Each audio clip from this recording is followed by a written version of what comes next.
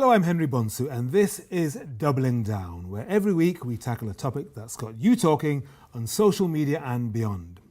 Joining me today are the author and blogger Richard Phillips, the academic and broadcast journalism lecturer Linda Smith, and Professor Martin Siegert, a specialist in climate change at London's Imperial College. Thank you very much indeed for coming in. Great to see you. Now, it's been a summer of record-breaking weather, prompting dire warnings about an irreversible hothouse Earth.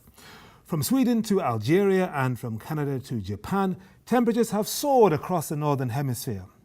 But it's southern Europe that's borne the brunt of the ultra-dry conditions which have allowed wildfires to take hold.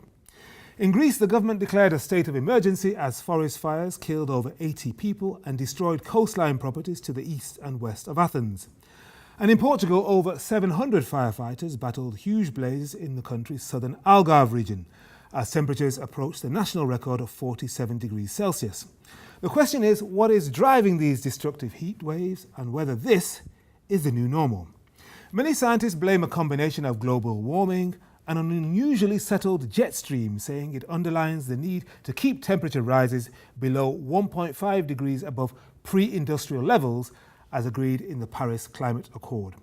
But with President Trump pulling the US out of that deal and the UN warning that we're falling behind agreed targets, are these heat waves a sign that we're losing humanity's most important race?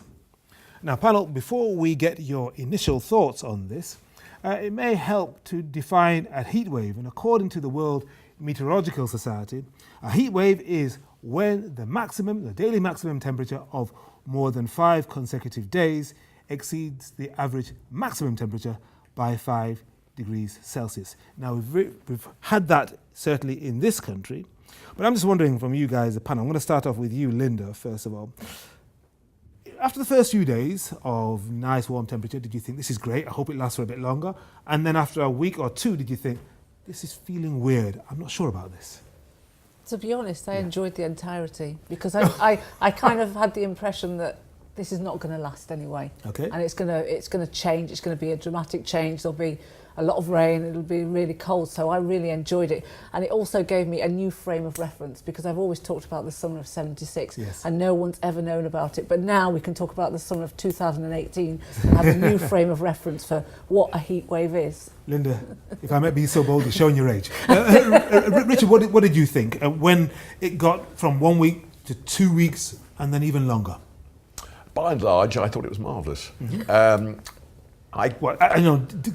Constant days of 32, 33, well, it was a bit warm, but, 34 degrees? I suppose what I thought was, I actually reached the point where my sort of inbuilt guilt about not going out to play when the sun was out, yes. that thing that's sort of, inculcated, into you when you're small, yes. because it's England, the sun's out, you've got to go out. Yeah. And I actually passed that stage and thought, I don't care, I'll stay in, which was fantastic. All right. And Professor, I know this is your kind of specialist subject, but what did you think? It was probably unusual weather. Those of us remember 1976, when I was a little boy. It harks back to those sort of times. It was just the repeatedness of it. It was day after day of very hot weather. Yeah. In London, of course, we can see that obviously when you go into the underground and it heats up and it becomes completely unpleasant. But we didn't get the conditions that we had in 1976 in terms of the water shortages. People look at 1976 with very fond memories, and they're probably mistaken. We had sort of standpipes up in the streets and people were desperate for water. It was actually quite a serious moment. And we didn't get that because it succeeded quite a lot of wet weather. So we were able to cope water-wise with the prolonged. So none of you were alarmed by this. We may as well all go home. The show's over. No. But I understand why initially you felt kind of this is okay. It's not too serious. But of course, the implications, certainly when you look at the northern hemisphere, and even as far as India and Australia, is well, absolutely. Serious. So when you go and think about what happened in Japan, and they had weather conditions above 40 degrees Celsius in the Iberian Peninsula, where they nearly hit 50 degrees Celsius. Didn't quite get there, but it was up with that. These are seriously hot conditions, and of course the big question is is this climate change? Are we seeing the influence of climate change? Well, we'll go into that in a moment or two. But So it's very serious in other places. I think at this point we need a graph. It will help to have a graph. So let's have a look at this picture from the European Space Agency. Starting with the UK and Belgium and the Netherlands, it shows the difference between June 2018 and July 2018, so the last couple of months. Then you got to Denmark and Sweden, which shows what happened between June and July this year also. And finally, Berlin, Germany, July 2017, and then July 2018. Okay, so you've seen the graphic, you've seen the pictures. Professor, how alarmed should we be by those pictures? Well, we should be concerned about that, because the question is, this something which is going to become normal? Is this something that's not just an unusual thing? Is it something that's going to be repeated more regularly than the 1 in 100-year event, which people were talking about 1976 being a 1 in 100-year event? And actually, 20, 30 years ago, when we started to think about get models of climate change and global warming, the expectations from those models that we would have periods of intense heat and intense rainfall. And so what we're starting to see could very well be the first signs of that prediction coming true. Not a surprise, actually, to climate scientists. This is exactly the sort of thing that was expected some decades ago. Linda, I mean, you're a lecturer in broadcast journalism, so you're a television and radio specialist. Do you think the message is getting across? Are people in your business doing their job properly to communicate this and the seriousness of it to people sitting at home watching or checking things out online? I think that is part of the problem, is that whose truth are we telling? No one is in belief of what they're reading outside of their own truths now. We're all kind of in these silos where we've got our social media streams of information, and the information that we follow is information that is in tune with what we believe. So anything outside of that we dismiss or we query or we question and say, that's fake news. But don't the big broadcasters like BBC, CNN, Al Jazeera, whatever, Press TV, other stations, don't people still trust the authority that comes with being a global channel? And if those channels are saying this is serious, this is a global phenomenon, don't they tend to believe it? Or do you think it's counteracted by what they see on social media? I do think it is counteracted by social media now, yes, indeed. We do have these great organisations out there, but still people are saying, but that's fake news. I don't believe that, because in my sphere, my people, the people I'm following, are telling me contrary to what may be a truth. Or, and that's the other thing. Whose truth are we telling? That's the question that people are asking as well. Well, let's put that to you. Whose truth are we telling? I think, as you know, Henry, as I've said to you many times before, people believe what they want to believe. Yeah. And I think that is that's the essence of the problem we're facing generally in terms of interpreting, knowing what to believe. Mm-hmm. My thing about climate change is this. I mean, it seems to me, I mean, I'm not a scientist. Yeah. I know, But you're a consumer. I'm a consumer. Mm-hmm. And I think of it like this. If I said to you there was only a 25% chance that if you were going to walk out of your front door and there was a 25% chance you were going to get hit by a meteorite, you would think twice about going outside your front door. I wouldn't go out because 25% is quite high. Very high. In fact, I'll give an actual stat, which is that if you took if you have an angiogram, there's a 1% chance that you're going to die having an angiogram. Right. And if you've ever had an angiogram, believe me, when they tell you that, you think twice about whether it's a good idea. Thankfully, my heart is okay at the moment. 99 to 1. Right, okay? Right. So at 25%, believe me, you're not going to, you're going to be, you're going to send your children out when there's a 1 in 4. Yeah. So I look at it this way: it's a matter of probabilities. Yes. Even if they're wrong, even if he is completely wrong, if there's a 25, Martin the scientist. Yeah. Yes. If there's a 1 in, if the odds are 20%, 25.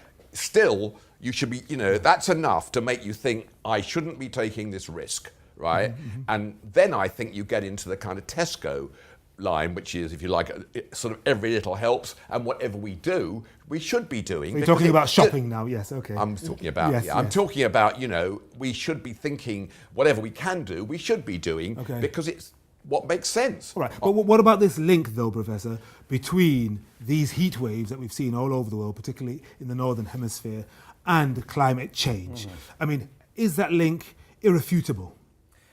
So there's it's very difficult to say that any one weather event is a consequence of climate change, because if you were to do something like that, you might be trying to convince people that warm weather didn't happen before the Industrial Revolution. Of course, that's nonsense. So that's the first thing to say.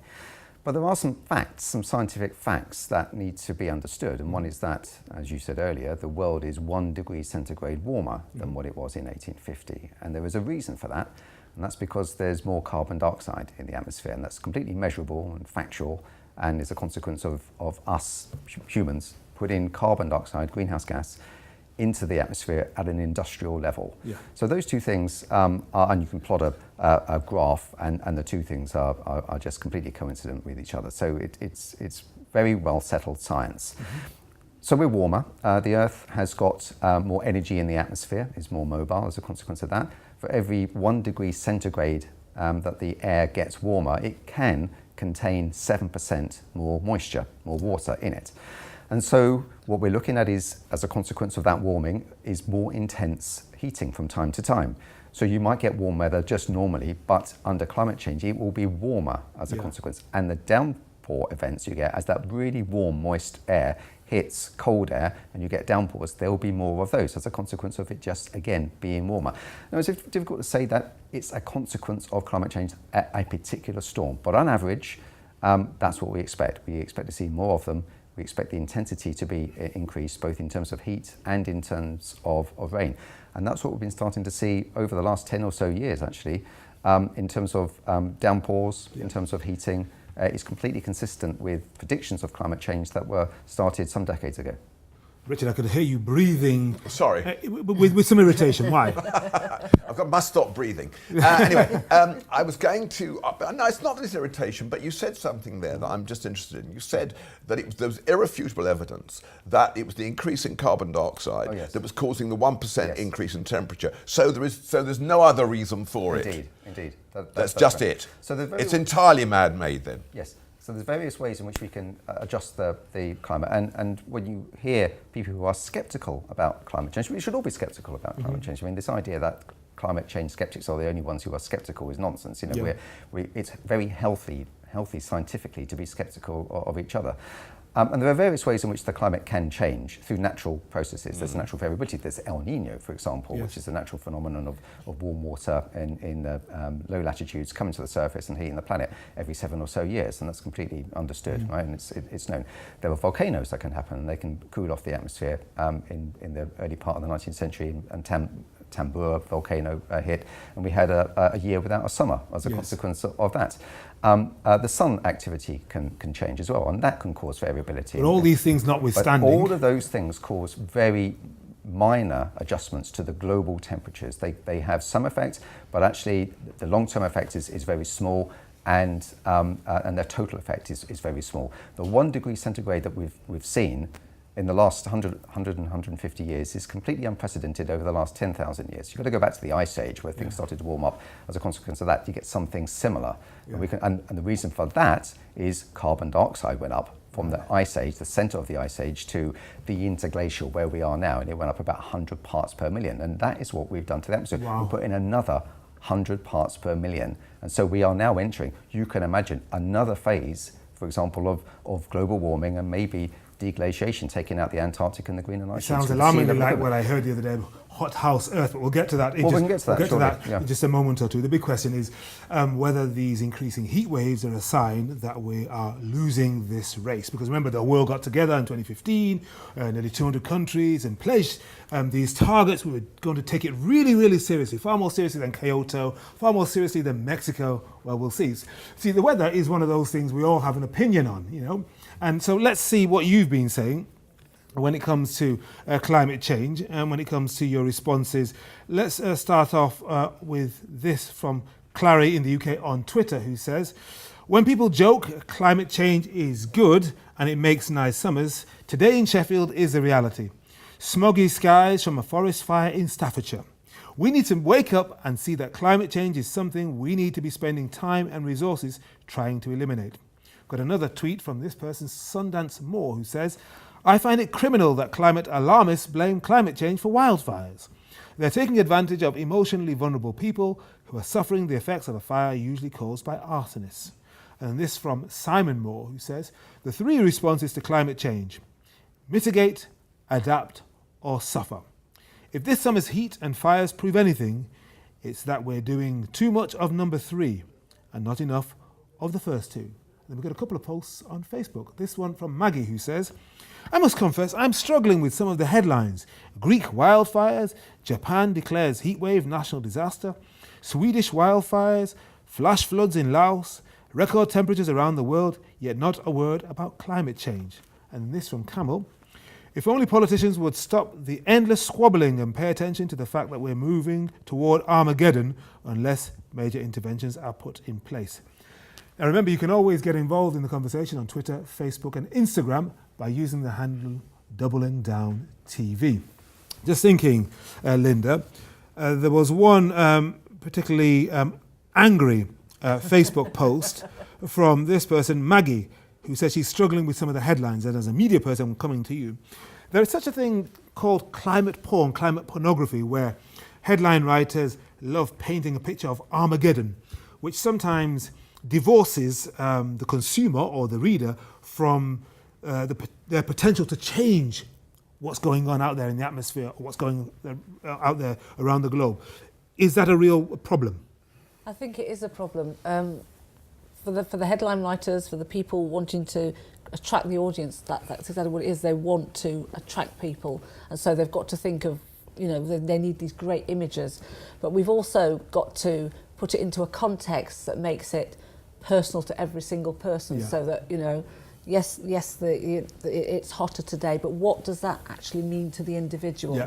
And so we have seen a few things in the headlines seem quite quirky, but issues with potatoes in, I think it's Belgium. Yes. They can't have this great dish, the frite. Issues, yes. Issues with chocolate.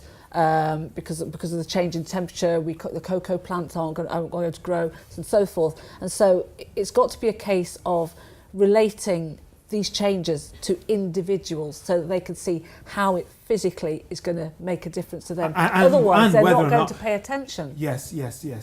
And whether or not they can actually do anything about it. Yeah. I mean, Richard, do you think this is something I must take personal charge of?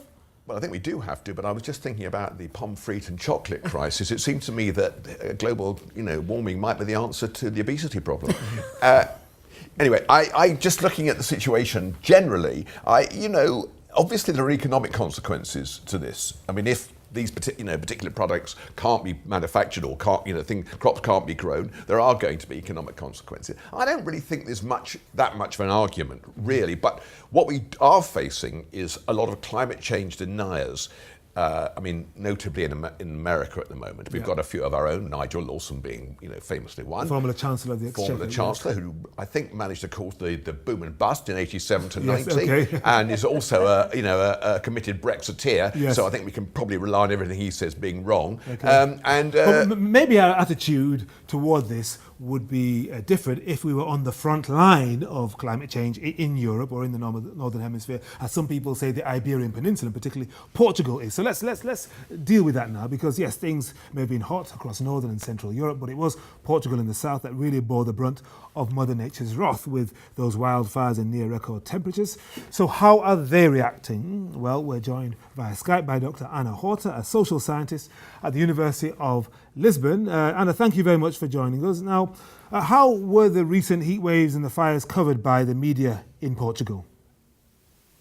Well, the heat wave and the fires had a lot of attention. The media focused very much on those issues, but there was no clear connection, no clear link to climate change. And what was the public reaction then, in terms of the ordinary person in the Lisbon street? Did they understand that there may be a connection between the heat wave and these wildfires and Portugal's perilous position on the front line of climate change in Europe? Because that's what your Prime Minister has said in the past. We are on the front line. Yes, the public in general, people are worried about climate change, and they make the connection between this unusual weather, because we had this heat wave, and before that we had a very unusual cool summer. So people make that connection, but in the media there is that link is not emphasized, and that is normal in Portugal, because the media in Portugal tends to have a very an approach of climate change that is focused mainly on international issues, and climate change is portrayed as mostly a global issue that international politicians discuss and have important summits and international summits. All right, so it's something for the United Nations, like the Sustainable Development Goals from 2015, etc. But surely, after the summer you've had, with all those wildfires and the chaos, the perception of climate change as a global and not a local problem will surely change for the Portuguese in Portugal, won't it? Yes, and people are more worried, I think, now, but still the media is not emphasizing that link. And I think that is happening because the politicians tend to be very optimistic, and although they say, like the Prime Minister, that we are doing all that we can, and we are interested in tackling climate change, in practice, politicians do not discuss climate change usually. And also scientists and even NGOs, environmental NGOs, do not get much media attention. So climate change is still very much a global issue that is not being understood as a local problem. And Portugal, and this is strange because Portugal is very vulnerable to climate change. So this should be, the population should be more alert to what needs to be You've got a done. big job to do from your base in the University of Lisbon, Dr. Ana Horta. Thank you very much indeed. And Ana is a social scientist specializing in media and communications. Just wondering, Professor, then, a lot of ordinary, regular Portuguese maybe don't think they have a dog in this fight, that they should be personally involved. Whose responsibility is it? What should we be doing, whether it's at the UN level, the government level, or as an ordinary person? Yeah, really good question, and it's all of those levels. I mean, there's no silver bullet to the climate change problem. Right? There's no one thing. There's no one technology that will save us. There's no one person that will save us. There's no one government that can do it. We're all in it together. It's our environment, all of us, and we all have a stake in it. We all want to breathe clean air, for example. We've got a right to be able to do that, and it's a shared thing, right? So, is it governments that can make a difference? Yes, it is. Policy is a good thing to do. It can be done at a national level. It can be done at a city level, local level. All those things are true. What if you're a government like India, which says that we are developing, we haven't developed enough yet, you want us to leapfrog and use solar panels and hydro and wind, exactly. whereas you industrialise, we should be able to do what you did and then we'll change. Yes, so India is a very good case in point. Lots of African countries say that too. Yeah, it's a very good case in point, and the argument is a strong one. I mean, they have a very good point that they are going to see the brunt of climate change, and the cause of that is likely not to have come from themselves, right? It's from industrialization, which is northwestern Europe and the United States. So what can they do? Well, they are a developing country. They have a growing middle class. What we do not want, and it's not in India's interest for it to happen, is to have a level of consumption among that growing middle class equivalent to what you have in the United States, because that's not sustainable, and it will make the situation worse. So the opportunity that you have in India is to grow the economy in a low carbon way. And actually it's much easier to grow an economy, develop an economy in a low carbon way than it is to sort of retrofit it, right? It's more difficult for us in the United Kingdom and in the United States to retrofit their fossil fuel intensive economies into a low carbon one than one that's developing from scratch. Okay, we haven't got much time left, so I want fairly brief answers from you. Linda, does that seem fair to you if you're the person in Mumbai who says, my carbon footprint is not as big as this Texan's over there or this Brit, this Richard in London? Is that fair?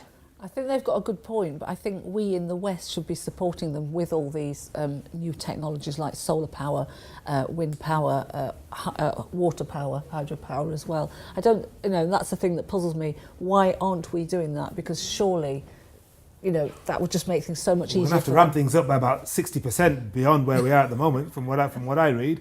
And changing personal behaviour. It's not just about governments. What about your own personal behaviour, Richard? Is that going to change? I'm exemplary, Henry. I don't have a car. I walk a lot, and so you're not going to hang it on me. However, I think that generally speaking, clearly, each of us has got to do something if you want to do. But the truth is that government, it has to become a priority for government, and in a lot of different ways. All the things we talked about, there has to be public information. It has to be focused in the right way, and obviously, the food you put on your table and these things seem like much greater priorities for the average person, and to put this at the head of their personal priorities is very, very difficult. But I think it probably has to be done. Okay, wonderful. I like the way we ended. That worked. We went from international, global, regional, then local. It works very nicely. And that's it for this week. Thanks very much to my studio guests, Professor Martin Siegert, Linda Smith, and Richard Phillips. For news of next week's topics and to get your views in early, check out Doubling Down on Facebook, Twitter, and Instagram. Till then, thanks very much for watching, and goodbye.